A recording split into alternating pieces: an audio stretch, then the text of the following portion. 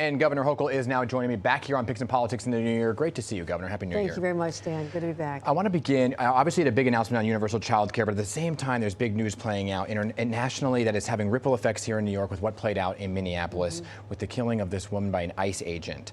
In fact, Kristi Noem was just here in New York City saying ICE is going to remain in New York. When you look at this, first and foremost, what was your reaction to that shooting, and should those ICE agents be charged and prosecuted? It was inevitable that something like this would happen, so you have to go back to the primary question: why are they still in places like Minneapolis? 2,000 ICE agents. They have been aggressively going after the residents of that city and that region for a long time, and if your effort is to get rid of the worst of the worst, the baddest of the bad, this is what the president promised us, you should identify them and remove them. I'm okay with that.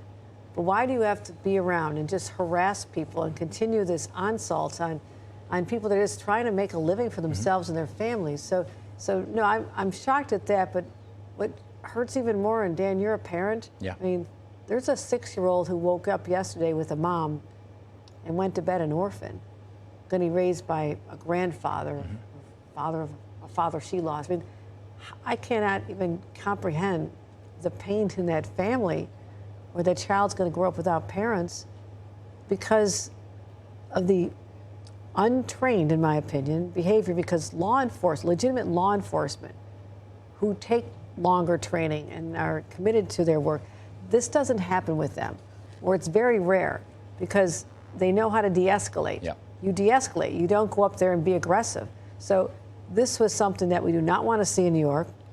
I'd be very opposed to any escalation in the number of ICE agents coming here, but they're just running amok around this country, so we don't really know what their next maniacal design is on a place like New York City. We just don't know. Kristi Noem today just said that that ICE will remain in New York, right? And you said today that you would like to give people recourse if they're impacted negatively by ICE actions.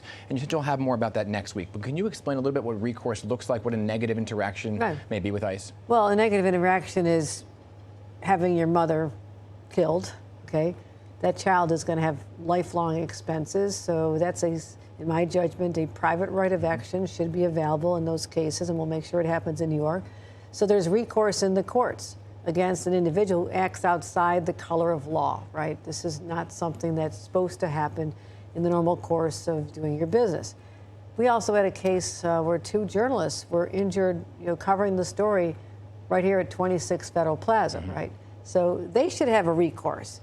The business owner who's had their lifelong business that they worked so hard on, a little bodega or a little pizza parlor, literally ransacked and destroyed, they ought to have some recourse. So is that money? Yes, more.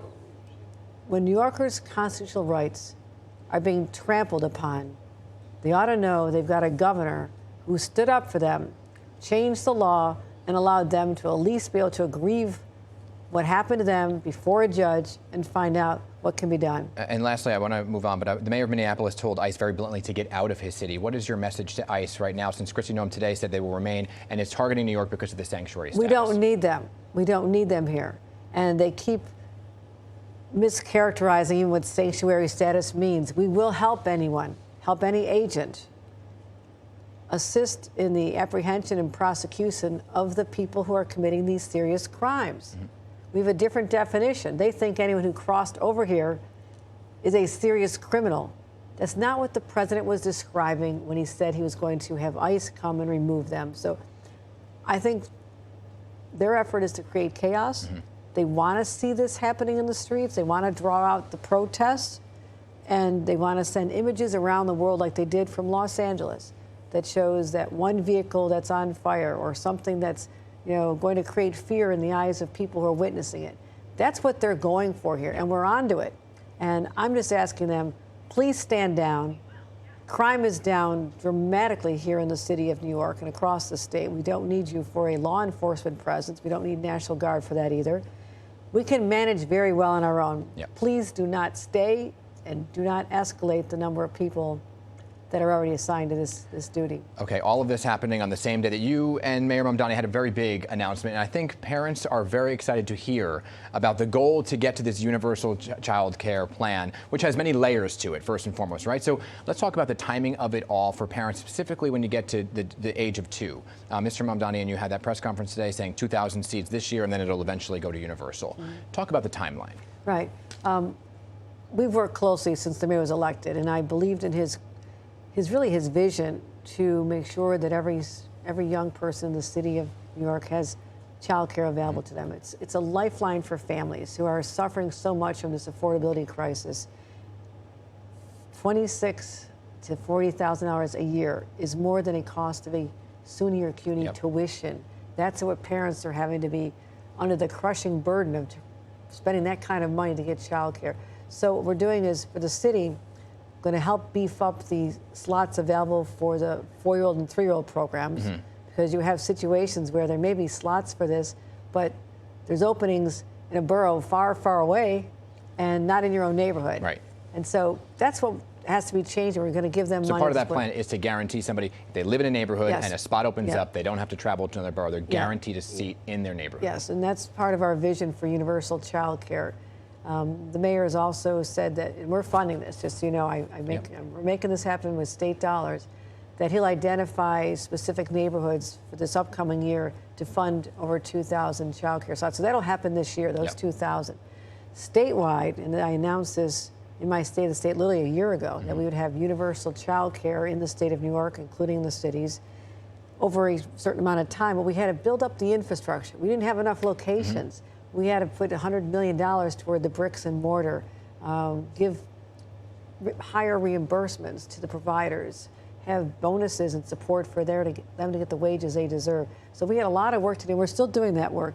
But I also want to get on a path to have universal 4-year-old pre-K across the state by 2028. Yeah. And then we layer in the 3-year-old, we get the 2-year-old. And I also have these community programs that I'm launching, and a few pilot programs that'll be for infants up to 3 years old. So it's a vast endeavor. Layered. But this is the kind of ambition and vision that I have for this state, is to address the real concerns of parents. And today, you can almost hear it across the state. This collective sigh of relief that we have a governor, a mom governor, who had to give up a career she loved for a long time because I could not find childcare. I don't want that fate to befall anybody.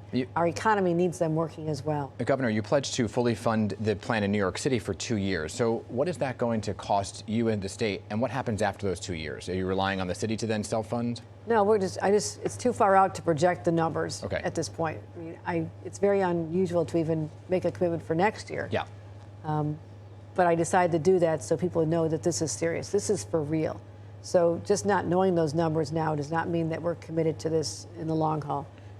So I'm excited about it. So where does the money come from, right? And obviously the question has been raised many times to you about whether or not you would like to raise taxes on the 1% or the corporate tax as well.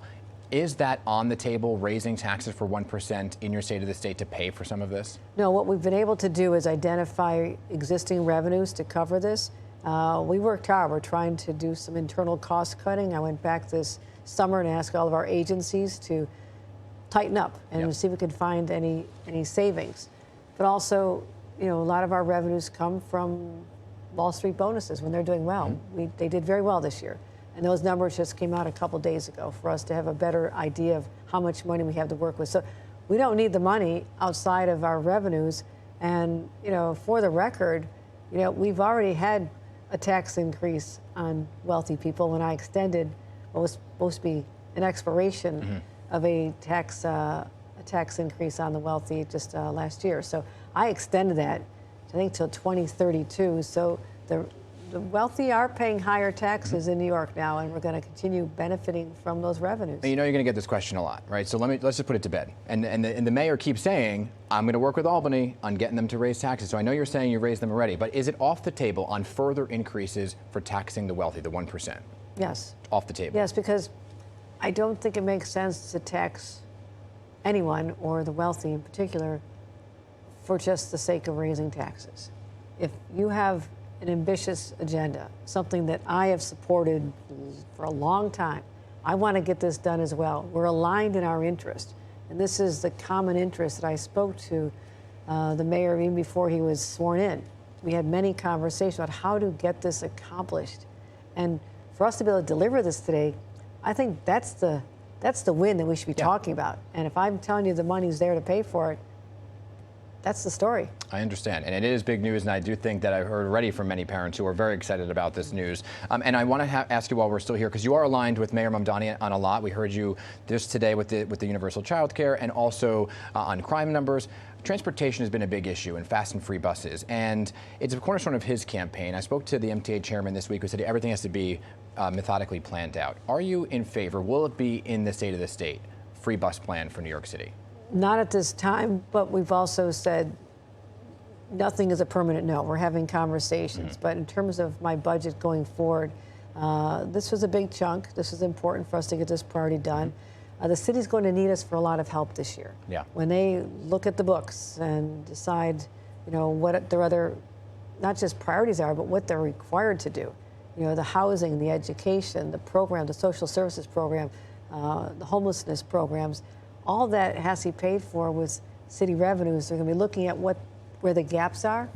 They're going to be coming to us to ask for that kind of support in certain areas. And I think that's the primary conversations we'll be having throughout the budget process, how we can help the city support its residents. Do you worry with some of the plans that you need federal dollars? And just this week, President Trump came out and said, I'm holding $10 billion while I'm investigating fraud in New York City and other Democratic states. Are you worried about federal dollars being held? And is there action you could take to get that money? No, we're looking at litigation, filing a lawsuit within hours, if not tomorrow morning.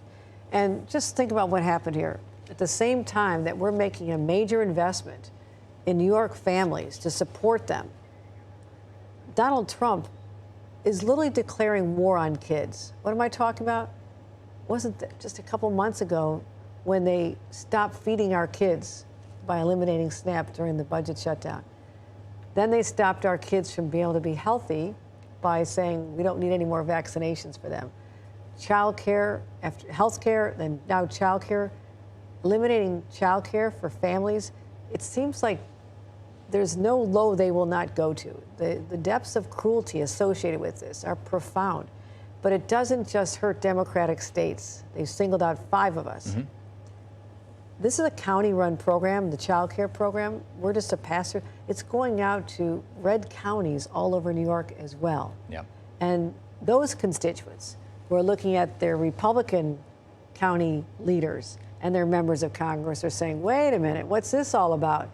I thought I had child care covered. So they're going to have to answer for that as well, and that may get them to shift, but we lost almost $4 billion by just sending a letter alleging some kind of fraud without any evidence. And they want us to turn over an incredible volume of information that's going to be requiring us to give personal identifying information as well as Social Security numbers. Now, let's think about what they're asking for. They're just using this as a fishing expedition to go after New Yorkers. Okay, so litigation it is. I'm up against the clock here. I got to get one question in about the re-election campaign here. I know you're not going to tell me, but do you have a lieutenant governor pick? We'll have the lieutenant governor picked by the time we have our convention, Yes. which is just a few weeks away, February 6th. So Okay. we have a lot of contenders. There's a lot of interest in this position. All right, there you go. Governor Hochul, I appreciate you coming in, and we'll talk to you throughout the year. Thank All you right, so sounds much. good. All right, thank you.